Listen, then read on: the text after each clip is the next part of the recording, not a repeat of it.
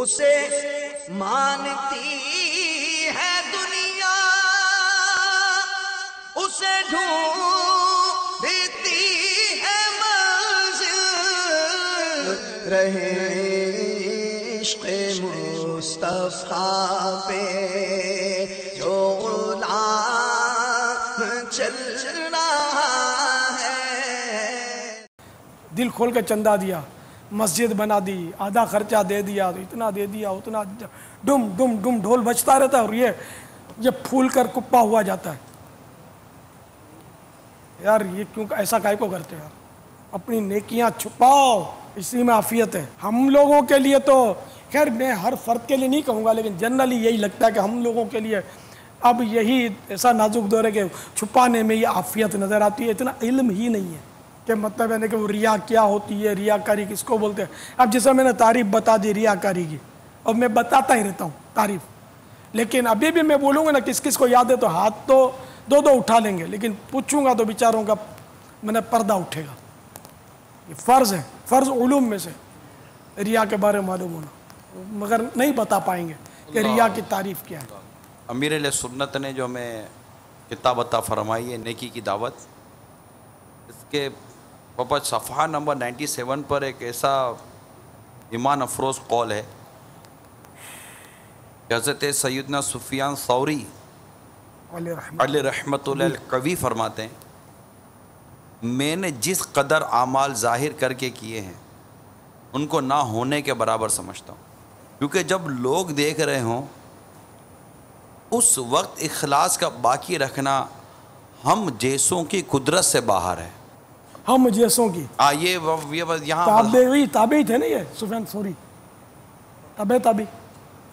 تابعی اور مشہور ولی اللہ ہیں، بہت بڑے عالم دین باپا، جی ہاں محدث تھے، بہت بڑے محدث تھے۔ میرا خیال ہے بخاری میں بھی ان کی روایتیں لی گئی ہیں۔ امیر المومنین فی الحدیث کہلایا کرتے تھے۔ امیر المومنین فی الحدیث یہ لکھتے ہیں کہ ہم جیسوں کی جب لوگ دیکھ رہے ہوں اس وقت اخلاص کا باقی رکھنا ہم جیسوں کی قدرت سے باہر ہے۔ عاجزی انہی سے سیکھیں کوئی، بالکل باپا۔ اب ماؤ شما کس گنتی میں؟ تو اسی کے صفحہ نمبر 96 کے آخر میں 96 کے آخر میں آپ نے حدیث نقل کی ہے، پوشیدہ عمل کے فضائل پر بھی غور کرے، جیسا کہ نبی رحمت صلی اللہ تعالیٰ علیہ وآلہ وسلم کا فرمان فضیلت نشان ہے، ظاہری عمل کے مقابلے میں پوشیدہ عمل افضل ہے۔ پھر لکھتے ہیں آپ امیر اہل سنت کہ ایسا شخص کے جس کی پیروی کی جاتی ہو وہ لوگوں کو رغبت دلانے کی نیت سے ایسا عمل ظاہر کر سکتا ہے، جبکہ اس اظہار میں ریا کی آمیزش نہ ہو۔ اس طرح اخلاص کے ساتھ عمل کے اظہار سے وہ ثواب عظیم کا حقدار ہے۔ چنانچہ ایک حدیث پاک میں ہے جب اعلانیہ عمل کی پیروی کی جائے تو وہ ظاہر کیا جانے والا عمل چھپ کر کیے جانے والے عمل سے افضل ہے۔ اب قلب صاف، تو اب یہ قلب صاف قلب سلیم کہیں گے اس کو، قلب صاف کیا واللہ عالم۔ اور ٹیسٹ کروا لیا ہے، نہ کولیسٹرول ہے نہ LDL ہے، کچھ بھی نہیں ہے، قلب صاف ہے۔ تو یوں بہت سمجھتے ہوں گے نا سمجھنے والے کہ کوئی دل کا عارضہ نہیں ہے، ڈاکٹر نے بولا تمہارے کو دل کیا کوئی مرض نہیں ہے، وہ پلس بھی سیٹ ہے۔ اب یہ جس دل کے مرض کی بات کر رہے وہ کون سا ڈاکٹر چیک کرتا ہے؟ اس کا لیبورٹری ٹیسٹ کون کرے بابا؟ ہاں اب اپنے کو ٹیسٹ کرنا نہیں آتا، دوسرا کیسے ٹیسٹ کرے؟ موضوع ایسا ہے، یہ جو میں نے آپ کو نیکی کی دعوت سے جو عرض کیا نا پیارے اور میٹھے اسلامی بھائیوں، 96 صفحہ نمبر 96 پر ہیڈنگ ہی یہ نیکیاں چھپائی ہے۔ یہ ریاکاری سے بچنے کا 10واں علاج جو اس میں لکھا گیا ہے، یہ 10واں علاج ہے نیکیاں چھپائی ہے۔ رب کریم توفیق دے، اور بس وہی باپا کہ جب لوگ دیکھ رہے ہیں اس وقت اخلاص کا پانا ہم جیسوں کے قدرت میں نہیں ہے۔ موضوع ہے ہمارا نیکیاں چھپائی ہے۔ ہاں یار نیکیاں چھپانا یار ہے، وہ زبان آنکھ پیٹ کا قفل مدینہ لگانا آسان ہے، نیکیاں چھپانا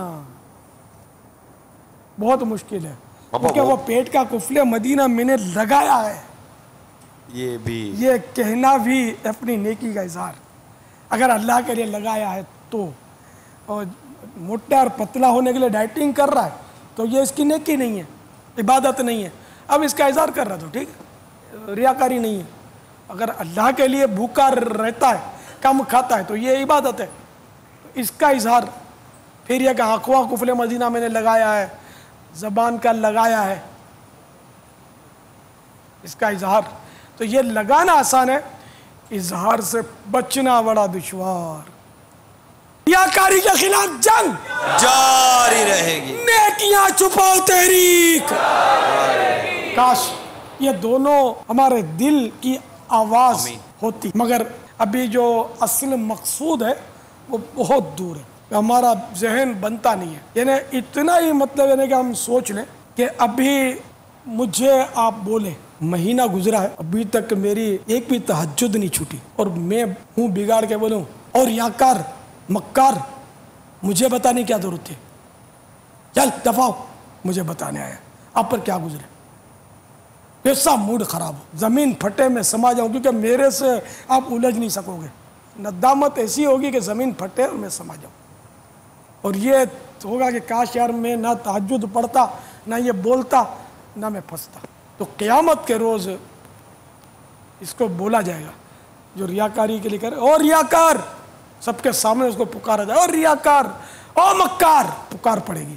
اس طرح یہ بھی کہا جائے گا کہ جس کے لیے تو نے عمل کیا لے اس سے بدلا، یہاں تیرے لیے کوئی نہیں ہے بدلا. پھر کیا گزرے گی. تو ریاکار، اور پھر قیامت میں سب کے سامنے یہ رسوائی کتنی خطرناک ہو. لوگ ہمیں نیک سمجھتے ہیں، لیکن ہم ان میں نیک بننے کے لیے ان پر نیکیوں کا اظہار کرتے ہیں کہ ہم نیک لگے ہیں ان کو، تو دل سے تو نیک نہیں ہے نا، تو ریاکاری کر رہے ہیں. اس کی ایک علامت یہ بھی ہے کہ وہ دوسروں کے سامنے ہو تو وہ نیکی کرے، اور اکیلے میں ہو تو سستی کرے اسی نیکی میں. یہ علامت ہے. تو اللہ کرے کہ ہم مخلص بندے بن جائیں، صرف اسی کے لیے عمل ہو، اللہ کے لیے، بندے کو راضی کرنے کے لیے نہ ہو. جب بندے کے راضی کرنے کے بھی بہت سے اعمال ہیں، تو اس میں بھی اصل مقصود رضا الہی ہو. مثال کے طور پر کسی غریب کو خیرات دی تو وہ غریب راضی تو ہوگا، لیکن یہ اس کا راضی کرنا رب کے لیے راضی کرنے کے لیے ہو. ماں باپ کی فرما برداری کی، ان کا کام کر دیا، تو ماں باپ کو راضی کرنا تو ہوا، میری ماں خوش ہو جائے گی، لیکن اس لیے میں ماں کو خوش کر رہا ہوں تاکہ میرا رب راضی ہو جائے، کہ میرے رب کی رضا اس میں ہے. تو یہ ریا نہیں ہے. اسے مانتی ہے دنیا، اسے ڈھونڈتی ہے منزل، رہے عشق مصطفیٰ پہ جو غلام چل رہا